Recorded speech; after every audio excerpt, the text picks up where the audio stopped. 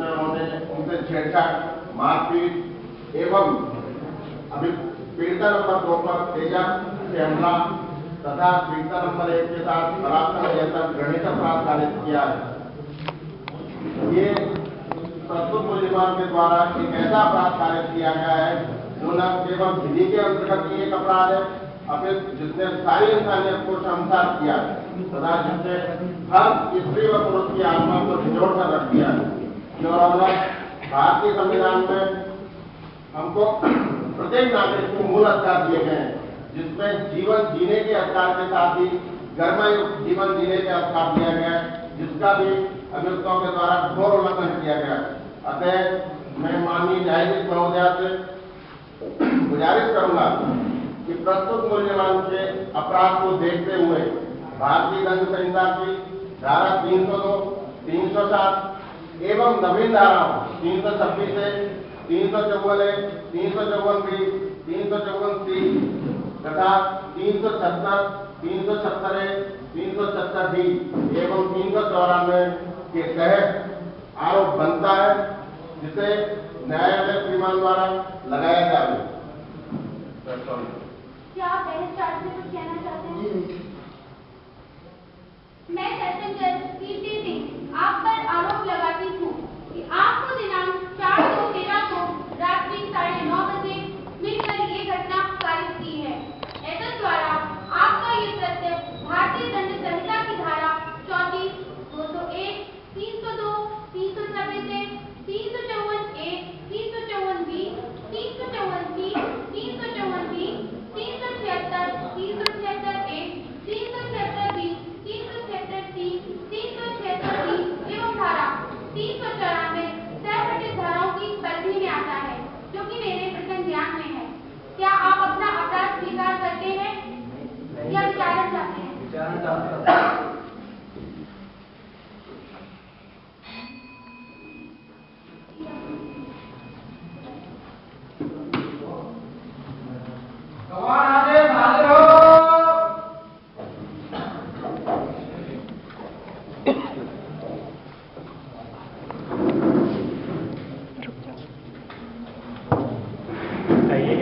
कहता हूँ जो कुछ कहूँगा सत्य कहूँगा, सत्य के अलावा कुछ नहीं कहूँगा। कहता हूँ जो कहूँगा सत्य कहूँगा, सत्य के अलावा कुछ नहीं।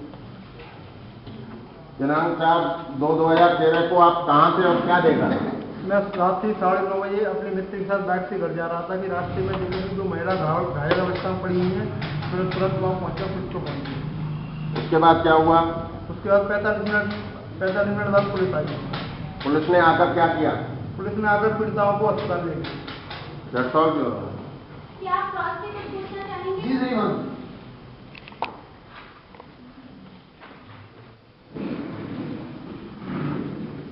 देखिए, आपने देखा उस समय क्या दोनों महिलाएं उसमें थी? जी हाँ, दोनों महिलाएं उसमें। तो उस दिन इतनी देर रात को आप कहाँ जा रहे थे? मैं अपने मित्र के साथ बाईपुरा रोड होते हुए घर जा रहा था। आपके साथ जो मित्र बाइक पर था उसका नाम क्या था? सुनील।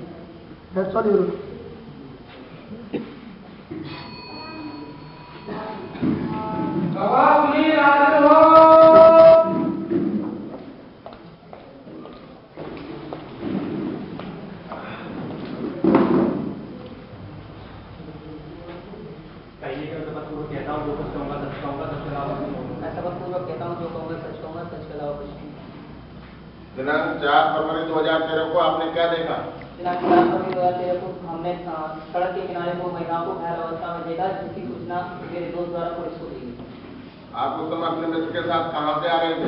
मैं अपने मित्र के साथ बाइक से दुकान से घर की ओर जा रहे थे। सूचना के बाद पुलिस ने क्या किया?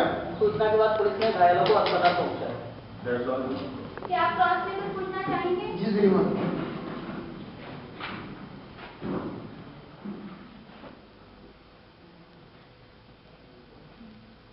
पुलिस वाले कितनी देर में आई?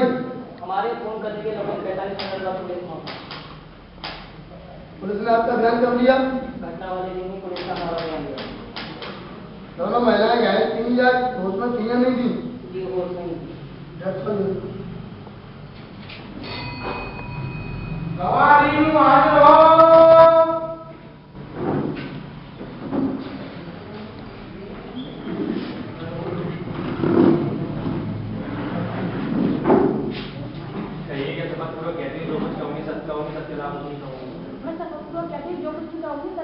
इसके सिवा कुछ भी नहीं कहूँगी। दिनांक 4 फरवरी 2013 को आप किसके साथ थी? वह उस दिन क्या हुआ? जब साहिबा उस रात में मैं और मेरी सहेली रात 9:30 बजे पेपर मेरा देकर लौट रहे थे, जब बैंक में हाजिर मुलजिमानों ने हमारे साथ गाली गलौज मारपीट में लड़ाई झगड़ा भी किया था। आपके साथ क्या हुआ था? मेरे ऊपर इन मुलजिमानों ने तेजाब छिड़का था। आपने क्या देखा? मैंने देखा कि ये बैंक में हाजिर मुलजिमानों ने हमारे जो ज्वेलरी थी, पर्स, मोबाइल सब कुछ छीन लिया और उन्होंने बबर तक खूब व्यवहार किया था।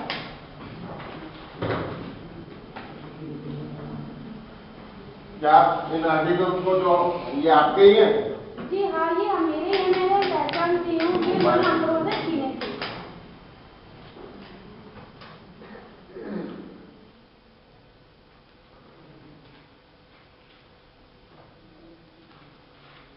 ये ज्वेलरी आपकी है? जी साहिबा, ये मेरी फ्रेंड की ज्वेलरी है। That's all you do.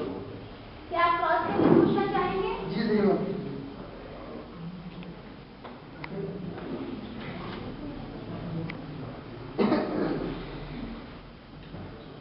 देखो, आप तो बैंक से कूद गई थी बाहर, तो आपने घटना कैसे रहेगी? घटना उस समय मैं बैंक में ही थी, घटना होने के बाद में मैं बैंक से कूद गई थी। आप अपने मोबाइल, पर्स इनको पहचान सकती हैं? जी मैं पहचान सकती हूँ, जिन्होंने हमसे छीनी थी। तो ये मारपीट हुई, पूरी घटना हुई, इसमें लगभग कितना समय लगा होगा? इस घटना को तकरीबन 15-20 मिनट लगा था।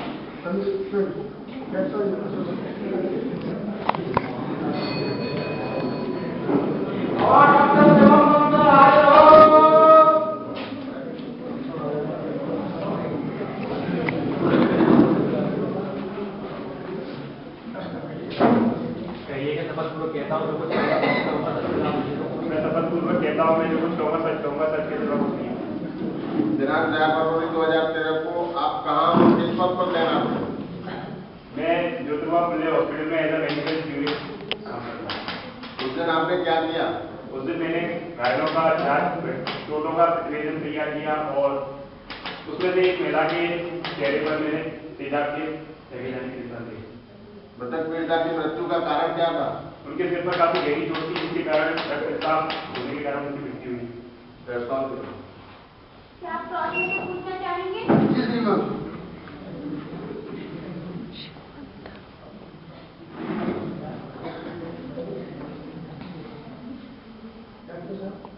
पोस्टमार्टम रिपोर्ट में जांच प्रतिवेदन किसके हस्ते लिखे थे?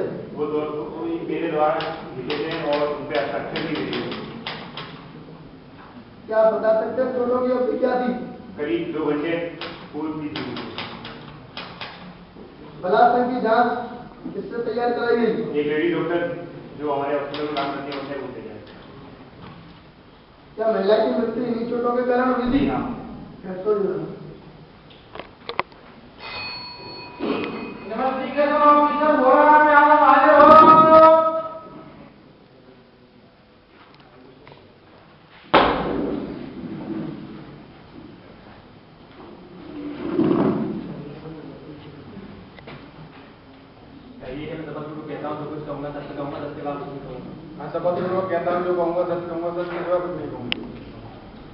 दिनांक 4 फरवरी 2013 को आप कहाँ किस पद पर तैनात थे? मुंबई थाना पर इंचार्ज था। उस दिन आपने क्या किया? मैंने फोन पर सूचना दी, ये मौके पर पहुंचा और दोनों पीड़िताओं को पता कर दिया। आपने अपनी तफ्तीश में क्या पाया? मैंने तफ्तीश में जो पकड़ा और वहाँ से आर्टिकल, मोबाइल और ज्वेलरी बरामद की और अपने उनके विरुद्ध जुर्म अपने अनुसंधान के अंतर्गत साबित किया। क्या आपके द्वारा यही आर्टिकल बरामद किए गए? यही मोबाइल,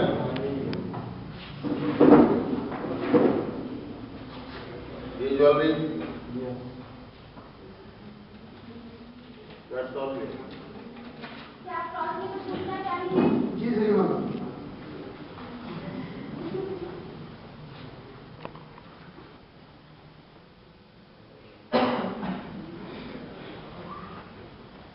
थाना से घटनास्थल की दूरी कितनी है? 3 किलोमीटर।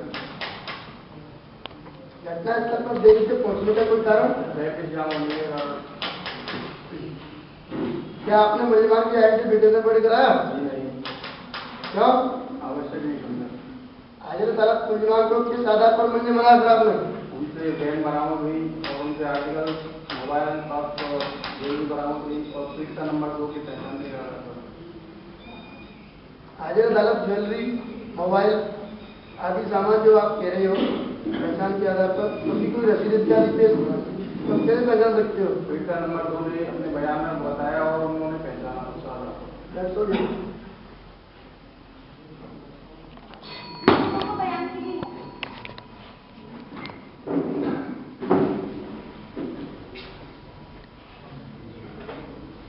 आपके विरुद्ध PW1 राजेश ने कथन किया है कि उसने दिनांक 4/2/13 को मोबाइल फोन द्वारा सूचित कर बायकुला थाना पर प्रथम सूचना दर्ज कराई। आपका क्या कहना है? आपके विरुद्ध सुनील PW2 ने बयान दिया है कि वह अपनी बाइक से जा रहा था, तब उसी रास्ते में दो पीड़ित महिलाओं को सड़क पर देखा कि वह सड़क पर घायल अवस्था में पड़ी थी। उनके शरीर पर चोटों के भी निशान थे। आपका क्या कहना है? आपके विरुद्ध PW3 ने बयान दिया है कि दिनांक 4/2/13 को उसे व उसके साथी को बस में अपशब्द करे एवं उनके साथ मारपीट कर दोनों को घायल किया और उसकी साथी मित्र के साथ दुष्कर्म किया। आपका क्या कहना है? नहीं, हमारे द्वारा ऐसा कुछ नहीं किया गया। आपके विरुद्ध PW4 डॉक्टर ने बयान दिया है कि उसने दिनांक 4/2/13 को दोनों पीड़िताओं का डॉक्टरी मुआयना किया। उन्होंने ये भी कथन किया कि पीड़िता के शव का पोस्टमार्टम उनके द्वारा किया गया। आपका क्या कहना है? आपके विरुद्ध PW5 अनुसंधान अधिकारी ने बयान दिया है कि उसने FIR दर्ज कर नक्शा मौका घटना स्थल बनाया एवं मजरूबान महिलाओं का डॉक्टरी मुआयना एवं मृतका का PMR कर उन्होंने ये भी कथन किया है कि उन्होंने अपराधी मुलजिमान को गिरफ्तार कर उनके कब्जे से मोबाइल फोन, जेवरात और पैसे बरामद किए। आपको क्या कहना है? नहीं, पुलिस वालों ने हमें गलत बताया है। क्या आप सफाई पेश करेंगे? क्या आपको कुछ और कहना है? नहीं।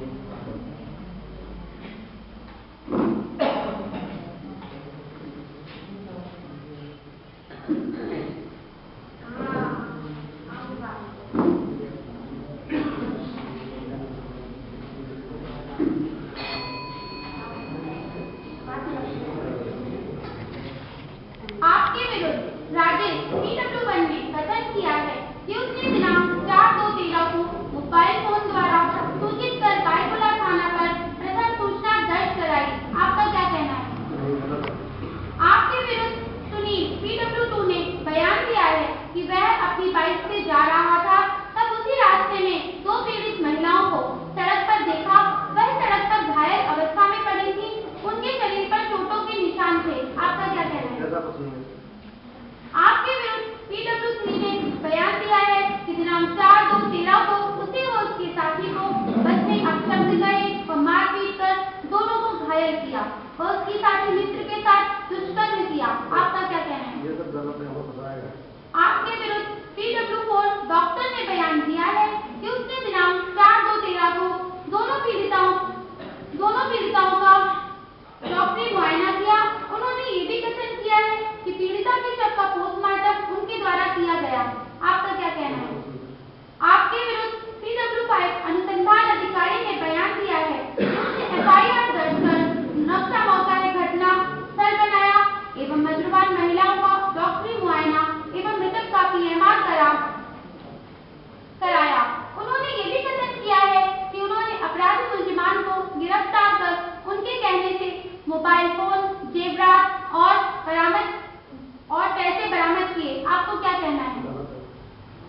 आपको कुछ और कहना है?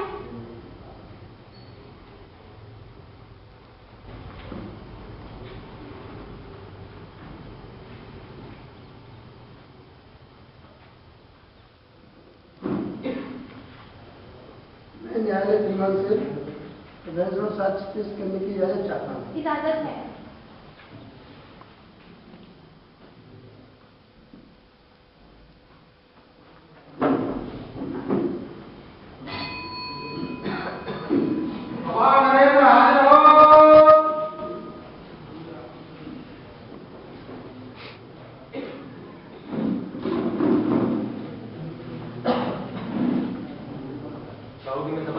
कहता हूँ जो कुछ कहूँगा सबके अलावा कुछ नहीं कहूँगा। मैं सबको कहता हूँ सब जो कहूँ सब कहूँ।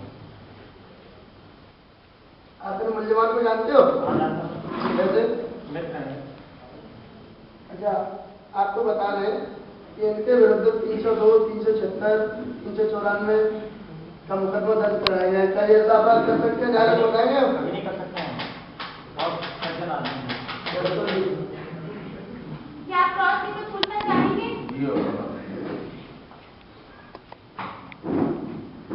आप इनको कैसे जानते हैं?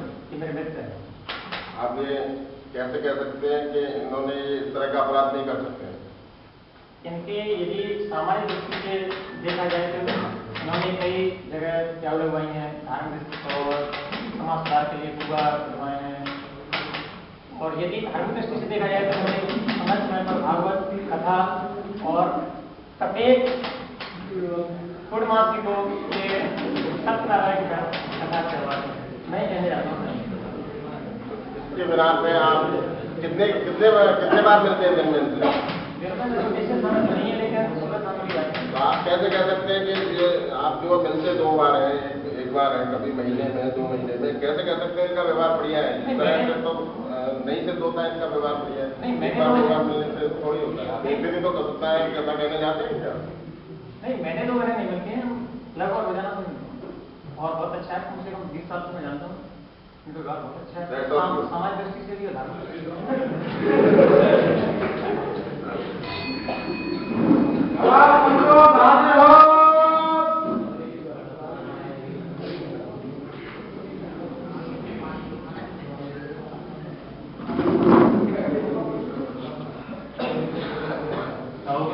कहता हूँ जो कुछ कहूँगा सब कहूँगा सबके अलावा कुछ नहीं कहूँगा। सबको कहता हूँ जो कुछ भी सब कहूँगा सबके अलावा कुछ नहीं।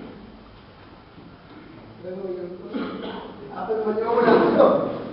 कैसे? पड़ोसी के साथ इनके जो ये अदालत में आए हैं, इनके विरुद्ध 302 का, 307 का, 376 का, 394 का मुकदमा दर्ज कराया है पुलिस के द्वारा या किसी के भी द्वारा। अब न्यायालय को बताएंगे कि क्या ये इतना जघन्य अपराध कर सकते हैं? नहीं, ये सर अपराध कभी नहीं करते। क्या आप क्रॉस में कुछ पूछना चाहेंगे? आप इनको कैसे जानते हैं? आप दिन में कितने बार मिलते हैं इनसे? करीब 1-2 बार। क्या करते हैं? ये गाड़ी चलाते हैं। गाड़ी चलाते हैं तो दिन में 2 बार मिल लेते हैं क्या? वहीं आपके पास ही खड़े रहते हैं? मेरी दुकान का। आप कैसे कह सकते हैं इनका बिहेवियर बहुत अच्छा है? काफी समझदार व्यक्ति है, मार्गदर्शन का है। ऐसा तो नहीं कर सकते। That's all true.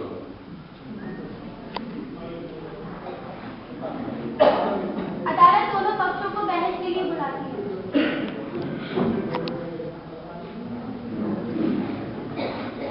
Your honour, आपके सम्मुख जो मामला प्रस्तुत है उसके तथ्य इस प्रकार से। दिनांक 4 फरवरी 2013 की भयानक रात को 2 महिलाएं मृतिका एवं पीड़िता नंबर 2 पाईकल्ला इलाके से व्यापार मेला देखने के उपरांत जब अपने घर जाने के लिए वापस निकली तो रोड पर उस समय बिल्कुल सन्नाटा था। वहां कोई भी पब्लिक वाहन या बस उपलब्ध नहीं थी। कुछ ही समय उपरांत उनको एक ट्रेन आती हुई दिखाई दी, जिसको उन्होंने लिफ्ट लेने के लिए हाथ देकर रोकने का प्रयास किया। वैन के ड्राइवर ने रोक करके दोनों महिलाओं से पूछा उनको कहाँ जाना है। दोनों महिलाओं ने उसको अपने घर का पता बताया तो उसने उनको विश्वास दिलाया कि वो उसी तरफ जा रहा है। इस पर महिलाएं दोनों वैन में बैठ गईं। वैन में बैठने के बाद उनको पता चला कि इस वैन में ड्राइवर के अलावा पहले से 3 अन्य लोग मौजूद हैं, जिनमें से 2 दिखने में कम उम्र के परंतु सामान्य व्यक्ति लगे। कुछ ही समय पश्चात अभियुक्त नंबर 1 ने महिलाओं से संवाद आरंभ करके उनसे पूछा कि वो इतनी रात्रि को अकेले में कहां से आ रहे हैं। इस पर महिलाओं ने उसको कोई भी उत्तर नहीं दिया। कुछ ही देर में महिलाओं ने देखा कि अभियुक्त नंबर 3 महिलाओं की बगल वाली सीट पर आकर बैठ गया तथा चारों अभियुक्तों ने महिलाओं से अभद्र एवं अवांछनीय टीका टिप्पणी करना शुरू कर दिया, जिससे हताश होकर दोनों महिलाओं ने वैन को रुकवाने के लिए ड्राइवर से कहा, परंतु ड्राइवर ने उसकी रफ्तार और तेज कर दी। पीड़िता नंबर 2 ने अचानक देखा कि अभियुक्त नंबर 1 व 3 ने पीड़िता नंबर 1 को अपने पूर्ण नियंत्रण में ले लिया है, परंतु साहस दिखाते हुए पीड़िता नंबर 2 ने अभियुक्त वैन से नीचे बाहर निकलने का प्रयास किया, जिस पर अभियुक्त नंबर 3 ने पीछे से उस पर तेजाब की बोतल से हमला किया। अब पीड़िता नंबर 2 अपने आप को जैसे तैसे बचाते हुए वैन से दरवाजा तोड़कर कूद गई। कुछ ही समय उपरांत उसने देखा कि वैन थोड़ा सा ही आगे चल के रुकी। उसमें से अभियुक्त नंबर 3 व 4 ने मृतका को बाहर फेंक दिया। कुछ समय सड़क पर पड़े रहने के बाद वहां से राजेश तथा सुनील, जो कि इसमें PW1 एवं PW2 हैं, वहां से मोटरसाइकिल से गुजरे। उनको रास्ते में महिलाएं गंभीर एवं अत्यंत दयनीय स्थिति में पड़ी हुई दिखाई दी। उन्होंने उनसे रोक करके उनके हालात के बारे में जानकारी ली, जिसकी सूचना उन्होंने पुलिस को तुरंत दी। उनकी सूचना पर पुलिस ने FIR दर्ज की, जो कि जिसको के अभियोजन ने साबित किया है। योर ऑनर, इस मामले में अभियोजन की तरफ से 5 गवाह प्रस्तुत किए गए हैं। PW1 सुनील, PW1 राजेश तथा PW2 सुनील, जिन्होंने की FIR कराई थी, जिसको उन्होंने न्यायालय ट्रिब्यूनल के सम्मुख अपनी गवाही में पूर्ण रूप से सिद्ध किया, साबित किया। Your honour, eye witness, prosecution witness number 3, जो कि इस मामले की एक महत्वपूर्ण गवाह है तथा जिसने पूरी घटना को अपनी आंखों से देखा है तथा वह घटना में स्वयं पीड़िता भी है, जिसने खुद सहन भी किया है, इस मामले की महत्वपूर्ण गवाह है, जिसने अपने न्यायाधीश महोदया के समक्ष अपने गवाही में पूरे मामले को, पूरे मकान को साबित किया है। यह एक ऐसी गवाह है जो कि इस मामले में चर्चित है और इस मामले के निर्णय में एक अहम धुरी है। मैं न्यायालय श्रीमान से इस गवाह के संबंध में सर्वोच्च न्यायालय के द्वारा पूर्व में दी गई कुछ नजीरत पेश करने की अनुमति चाहता हूँ।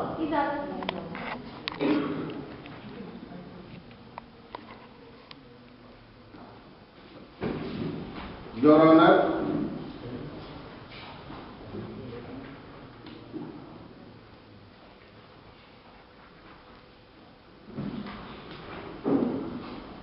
माननीय सर्वोच्च न्यायालय ने कहा है, law does not require plurality of witness, conviction can be based on testimony of a single witness.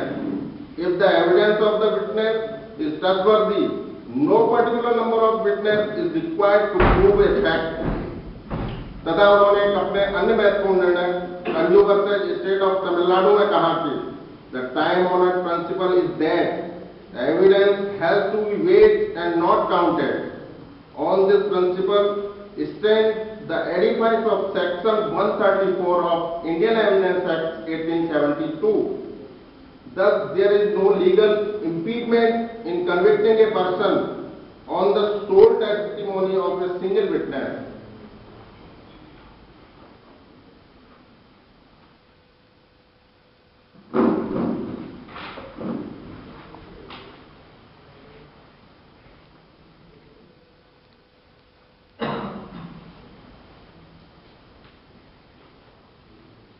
Your honour, अभियोजन ने घटना में पहुंचाई चोट एवं बलात्संग को डॉक्टरी कथन तथा रिपोर्टों से बखूबी साबित किया है।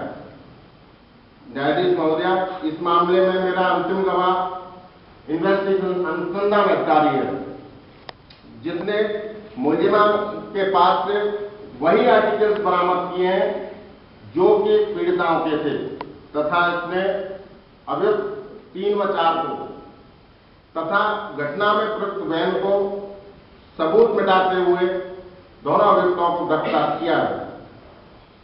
अतः योर ऑनर, मृतका का मृत्युकालीन कथन एग्जिबिट P नंबर 2 एवं संदिग्ध पीड़िता नंबर 2 की गवाही से यह मामला शीशे की तरह साफ एवं स्वयं सिद्ध है तथा प्रस्तुत मुलजिमान 3 व 4 की गिरफ्तारी एवं इनसे प्राप्त article number 1 purse, article number 2 mobile, article number 3 jewellery एवं घटना में प्रयुक्त वैन की बरामदगी से ये मामला पूर्णतः सिद्ध होता है तथा exhibit P number 3 postmortem report, exhibit P number 4 DNA report, exhibit P number 5 FSL report एवं अन्य चिकित्सकीय रिपोर्टों के आधार पर मूल्यवान 3 व 4 के विरुद्ध यह मामला पूर्ण रूप से साबित हो चुका है।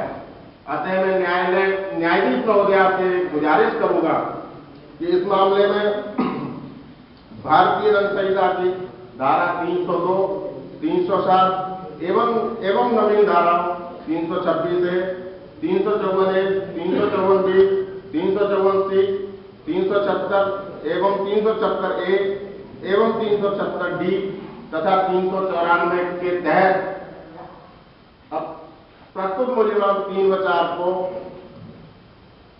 इस मामले को रेयर से रेयरेस्ट मानते हुए कठोरतम से कठोरतम दंड दिया जाए, जिससे पीड़ित महिलाओं के साथ इंसाफ हो सके, क्योंकि जिससे भविष्य में कोई भी व्यक्ति महिलाओं के साथ इस तरह का घिनौना अपराध करने की चेष्टा न करे, क्योंकि महिला का सम्मान राष्ट्र का सम्मान है। That's all, Your Honor. मैं न्यायालय श्रीमान जिनको कि मेरे काबिल दोस्त एवं सीनियर पब्लिक प्रोसिक्यूटर के द्वारा सजा तक पहुंचा दिया गया, वहां से श्रीमान को वापस लाना चाहूंगा, क्योंकि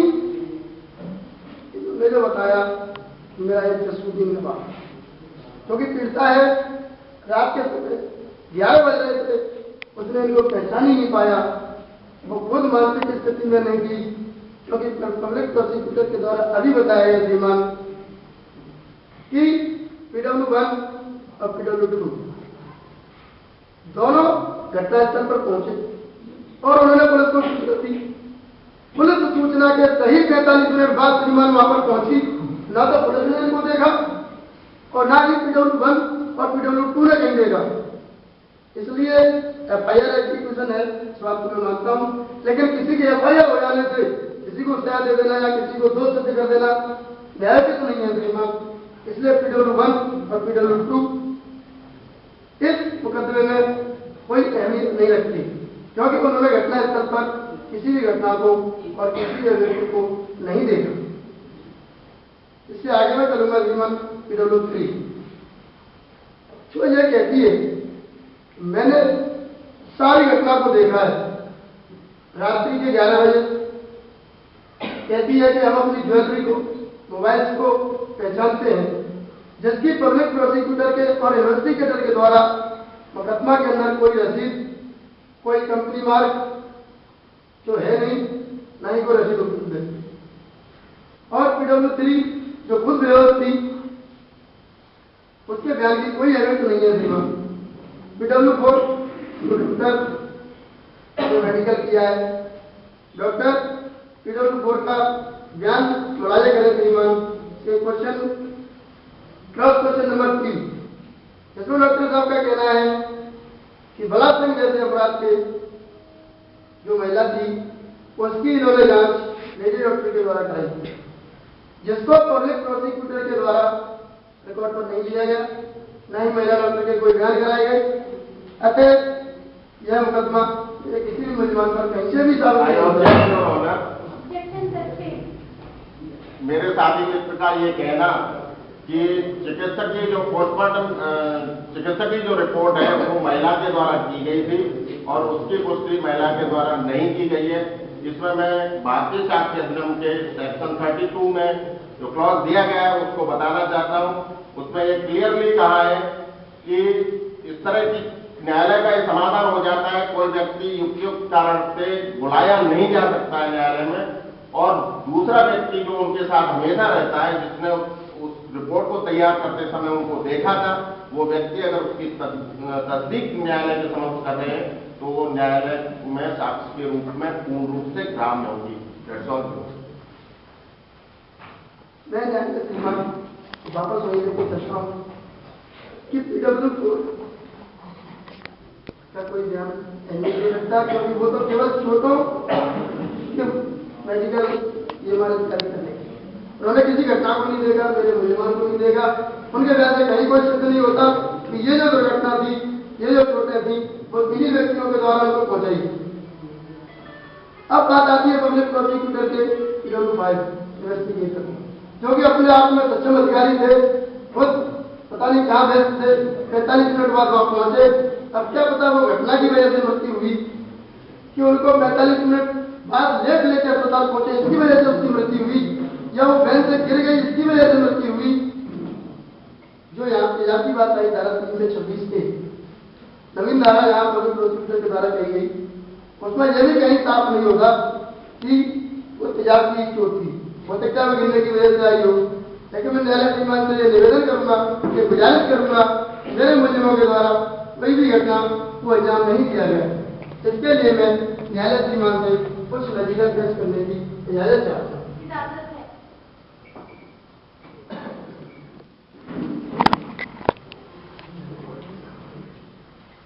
मैं श्रीमान जी को बताऊं, डिलेन एफआईआर पर संदेह का लाभ AIR 1999 मुंबई कलकत्ता हाईकोर्ट में दिया गया है, जो कि करीबन 45 मिनट बाद हुई या 1 घंटे बाद उसको सूचित किया गया।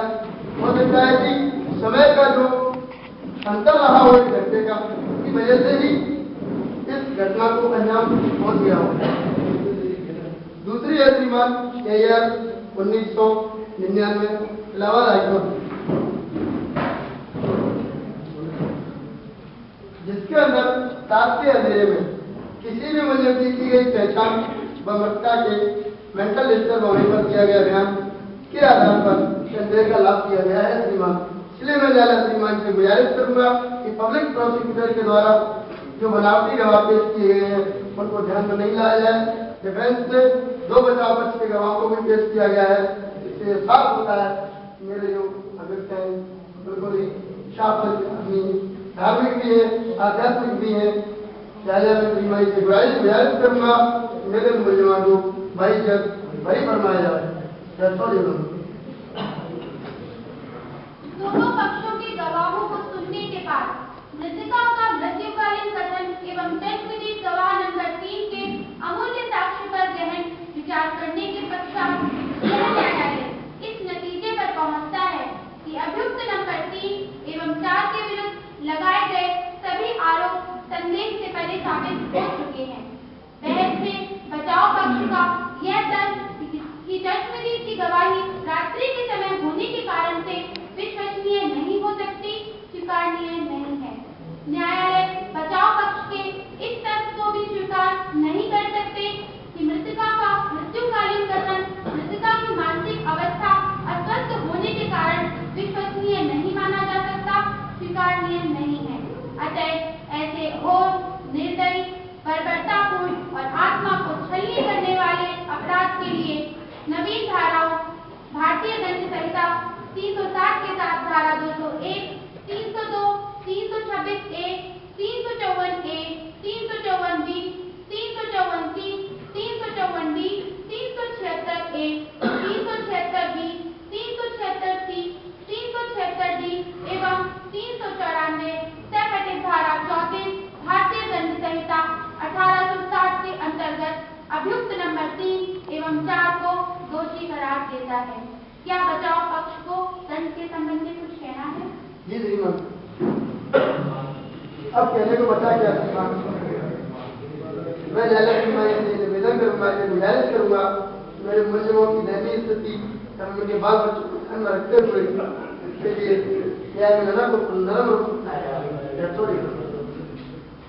न्यायालय ने अपराधियों को दंड पर सुना। उनका अपराध मानवता की परिधि से बाहर का कार्य प्रतीत होता है। अपराधियों की अपराध कार्य करने की शैली, उनकी असंवेदनशीलता एवं असभ्यता का स्तर जन्मजननी महिला का घोर अपमान यह दर्शाता है कि उन्हें जीने का कोई अधिकार नहीं। अतः न्याय के लक्ष्य की पूर्ति करते हुए यह न्यायालय अपराधियों को सजाए मौत का तथा 1000 रुपए का जुर्माना का हुक्म देता है। साथ ही ये निर्देश देता है कि उनको तब तक फांसी पर लटकाए रखा जाए